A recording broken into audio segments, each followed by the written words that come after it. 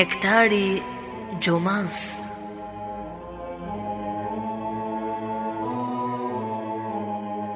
Prezanton Fondacioni Kur'anit.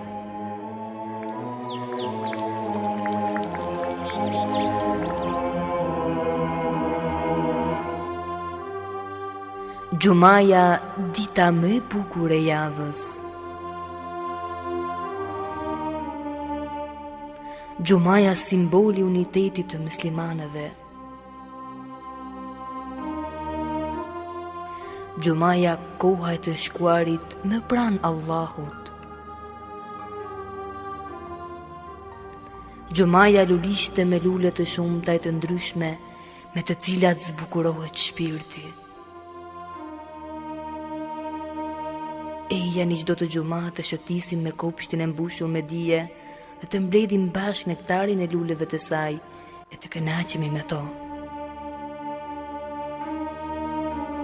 Çdo ditë të gjuma jemi me ju nëpërmjet emisionit Nektari Gjumas. Bismillahirrahmanirrahim.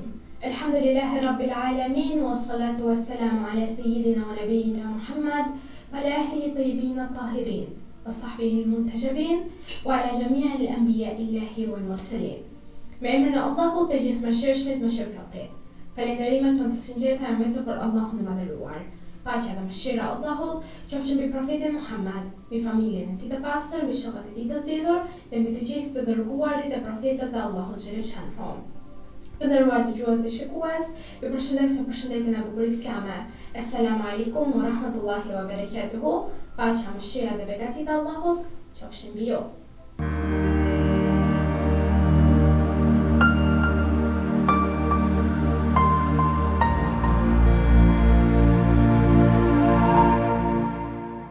Që në fillimet e krijimit, njeriu është pajisur me një dhunti të çmuar, aftësinë për të menduar, për të kuptuar dhe për të emërtuar botën që rrethon.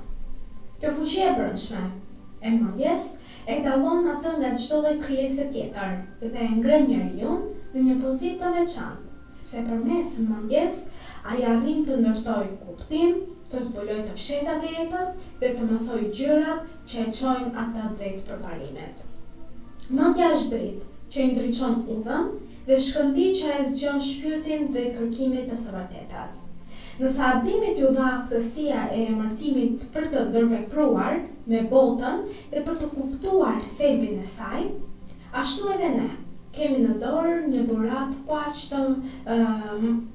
të shenjtë dhe madhështore, e cila është drita e mendjes. Ajo është mrekull hapse e errësirave të paditurisë, kompas që të orienton drejt gjykimit, që është gjykimi i drejtë dhe është një forcë që të shtyn drejt krijimit, përparimit dhe vetë përmirësimit. Çdo ide që ndriçon zemrën tënde, çdo mendim që ngrihet mbi kufijtë e zakonshmes, është shenjë e këtij durimi hynor që të fton të reflektosh dhe të mos mbetesh peng i verbërisë shpirtërore. Kjo drita mendjes nuk është thjesht një ornament brenda qenies tënde. Ajo është amanet dhe përgjegjësi e vendosur nga ana e Allahut. Ti je thirrur ta ushqesh, ta forcosh dhe ta përdorësh për të bërë të mirën, për të ndërtuar dhe jo për të shkatëruar, për të ngritur mbi paragjykimet dhe për të ndriçuar edhe të tjerat. Njeriu që kultivon mendjen e tij bëhet dritë për vetveten dhe për të tjerët rreth e qark tij, ndërsa ai që e lë të shuhet humbet thesarin më të madh që atij është dhënë.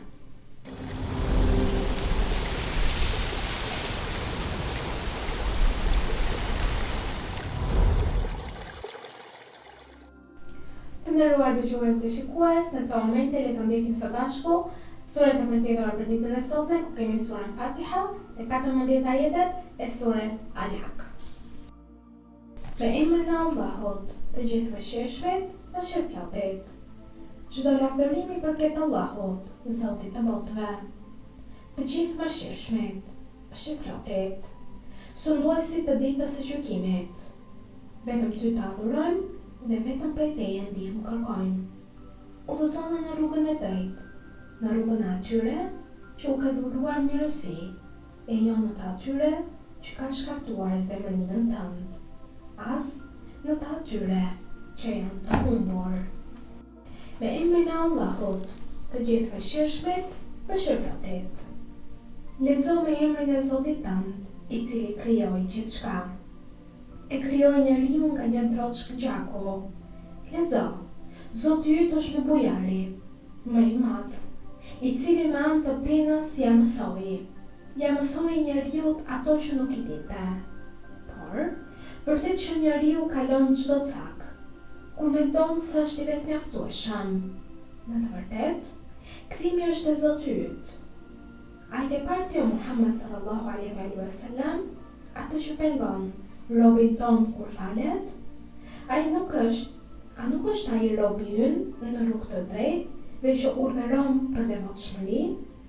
Mendo, nëse ai për penguesi mohon dhe kthen shpinën, a nuk e di ai se Allahu sheh gjithçka?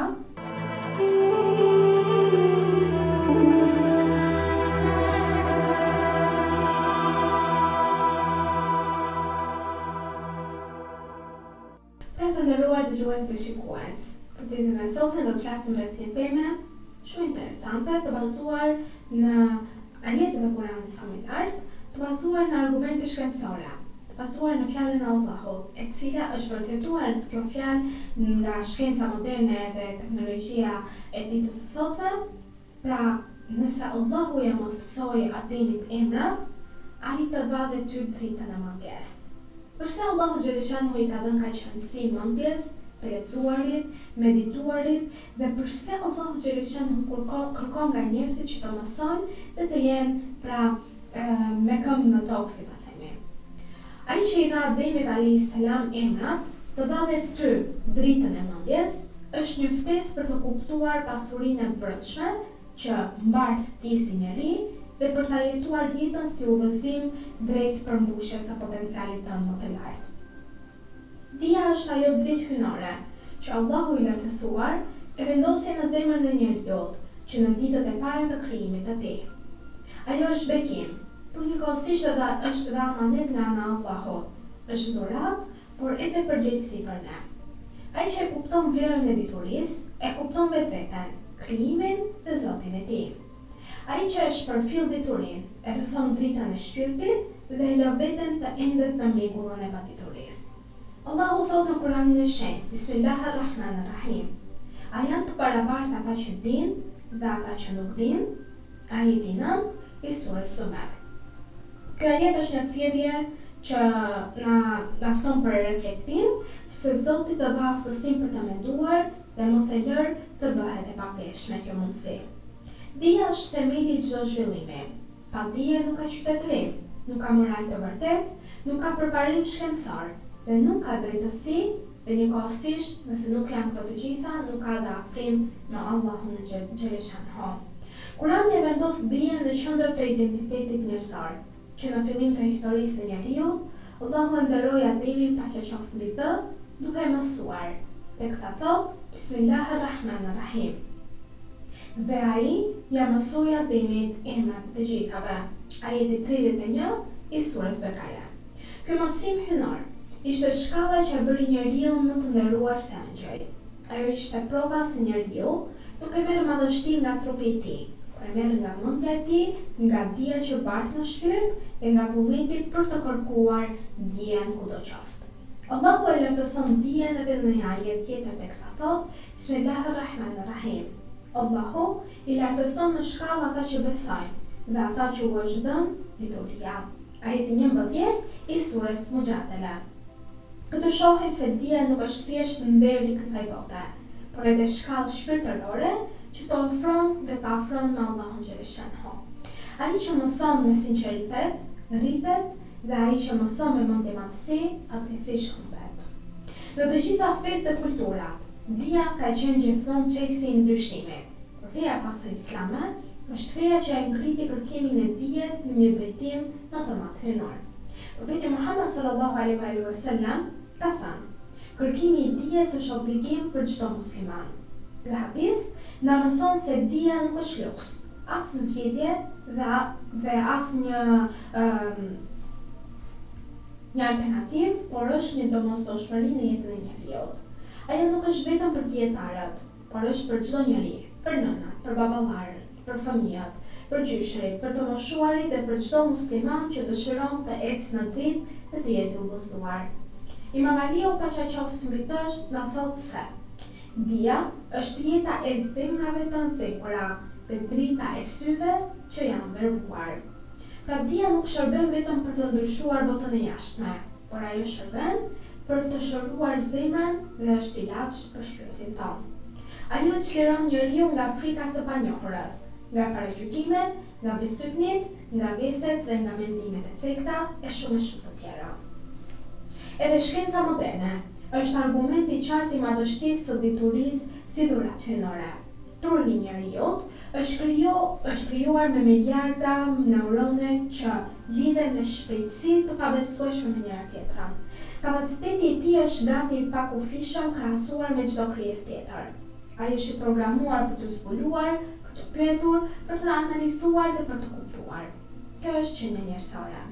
Kjo strukturë e përkryer është shenjë e qartë e urtësisë së Allahut, i cili e krijoi njeriun si kërkues të vazhdueshëm të së vërtetës.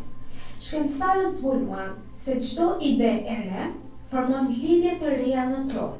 Sa më shumë njeriu mëson, aq më shumë zhvillon aftësinë e tij mendore, rrit imagjinatën, përforcon kujtesën dhe forcon karakterin e tij. Pra, kërkimi i dijes të nderuar dëgjues dhe shikues është një akt adhurimi, por njëkohësisht është edhe një nevojë biologjike. Kurani na kujton se dia është nga mëshira e Zotit, por po ashtu edhe kufizimi i saj është nga urtësia e Allahut. Allahu i madhëruar thot: Bismillahirrahmanirrahim. Ju është dhënë pak nga dituria. Ajeti 85 i surës Isra. Çfarë dash Allahu të thotë me këtë? Se ndërsa dijet hyjnore janë shenja të qarta, shkenca moderne sot po zbulon gjithnjë më shumë madhështinë e krijimit të njeriut dhe kapacitetin e tij për të mësuar.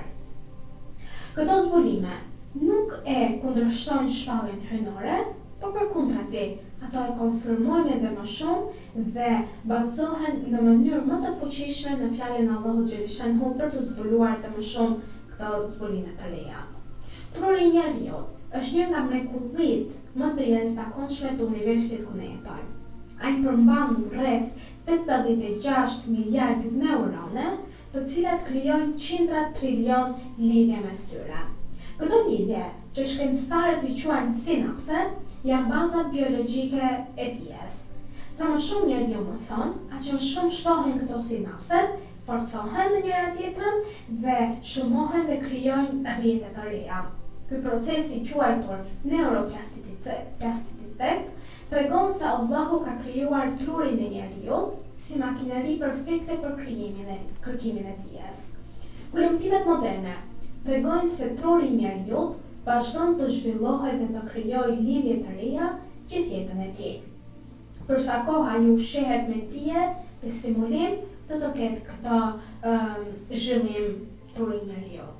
Kjo shkencë e re përputhet plotësisht me porosin islame, që kërkimi i dijes vazhdon deri në vdekje.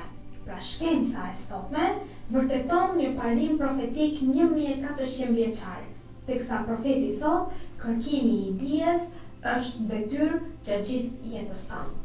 Studimet më të fundit tregojnë se mësimi aktiv rrit nivelin e disa neurokimikateve, të cilat janë të rëndësishme në trurin e njeriut, që ndikojnë në mirëqenien si dopamina, serotonina dhe endorfina. Këto kimikate përmirësojnë gjendjen shpirtërore, reduktojnë stresin dhe rrisin motivimin tek personi. Kjo është shenjë e qartë se Allahu e ka krijuar njeriu në mënyrë të tillë që mësimi jo vetëm e ndriçon mendjen, por e qetëson zemrën drejt një konfirmimi fizik i fjalës së Allahut, teksa thuhet: a nuk është me përmendjen e Allahut që të qetësohen zemrat? Ajeti 28 i surës Ra'd. Shkencëtarët gjithashtu kanë zbuluar se njerëzit që kërkojnë dije dhe që ushtrojnë mendjen rregullisht kanë më pak rrezik për sëmundjet kognitive. Mësimi i vazhdueshëm krijon një mekanizëm të quajtur rezervë kognitive, që e mbron trurin nga plakja dhe sëmundjet neurologjike si Alzheimeri. Me fjalë të tjera, Allahu ka vendosur në trurin dhe në trupin ton një sistem mbrojtës që aktivizohet përmes dijes të mësuarit. Kjo është drita e mendjes. Kjo është një pasqyrë e urtësisë hyjnore, që është dija dhe jep jetë. Jo vetëm shpirtërore, por jep dhe jetë në trupin ton fizik. Mësimi, meditimi dhe sjelljet pozitive ndikojnë në funksionimin e gjendjeve tona. Kjo përputhet me fjalën Allahu teksa Allahu thot, Allahu nuk e ndryshon gjendjen e një populli derisa ato të ndryshojnë vetveten. Ajeti 11 i surës Ra'd. Ndryshimi i vetes fillon me dijen dhe shkenca e vërteton këtë në një nivel civilizor. Astronomia moderne po zbulon gjithashtu mrekulli të reja në lidhje me universin. Shkencëtarët shpjegojnë se universi është në zgjerim të vazhdueshëm, një fakt i përmendur në Kur'an shekuj e shekuj më parë, para shkencës së sotme moderne, teksa thuhet, ne kemi ndërtuar qejt me forcë dhe ne jemi ata që i zgjerojmë. Ajeti 47 i surës Dhariyat. Këto zbulime shkencore të nderuar dëgjues dhe shikues, jo vetëm që rrisin dijen tonë, por na mësojnë se sa madhështore është fjala e Allahut dhe se dija e njeriut është vetëm një grimës e vogël nga ajo që Allahu ka krijuar. Allahu thot në Kur'an, ne i krijuam të gjitha gjërat me mas. Ajeti 49 i surës Qamar. Pra dija shkencore pa zbulon pikërisht këtë mas, këtë harmoni hyjnore të përkryer. Shkenca e psikologjisë dëshmon se kërkimi i dijes rrit vlerësimin e vetes. Njerëzit që lexojnë, mësojnë dhe reflektojnë, janë më të aftë të menaxhojnë stresin, më të qetë, më të ndjeshëm dhe më të drejtë me të tjerat. Kjo është dëshmi e bukur e fjalës së profetit Muhammed sallallahu alaihi wasallam, teksa thot, dija të çon drejt butësisë dhe butësia është shenja e besimtarit. Të gjitha këto argumente shkencore tregojnë se njeriu është krijuar për dije. Trupi i tij e kërkon atë, mendja e tij e ushqen atë dhe zemra e tij qetësohet me dritën e dijes dhe shpirti i tij qetësohet dhe ndriçohet me këtë dritë.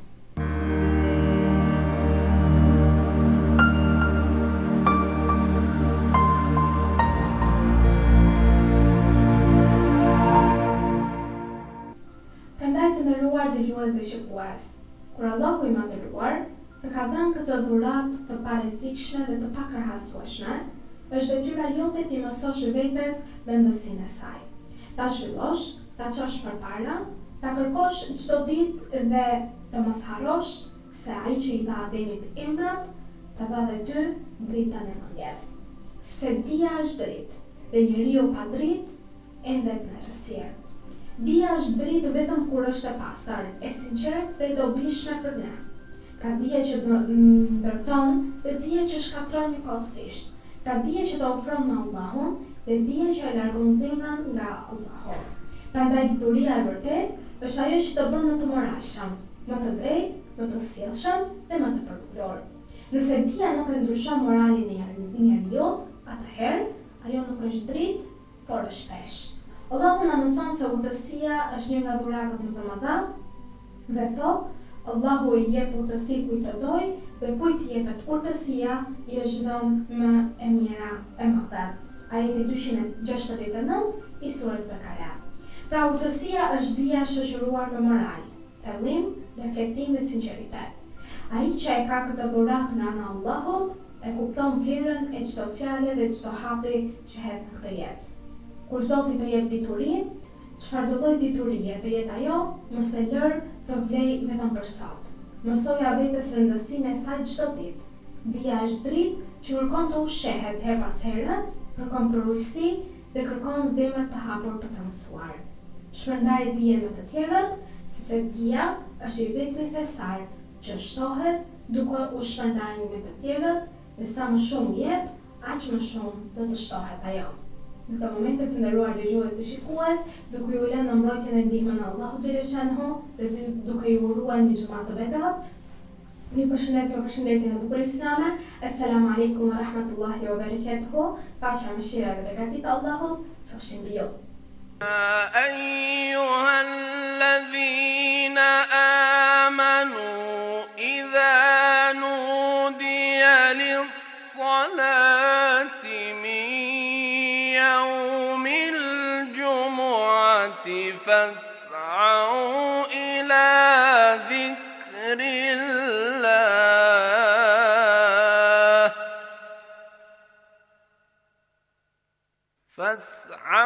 إلى ذكر الله وذروا البيع ذلكم خير لكم إن كنتم تعلمون.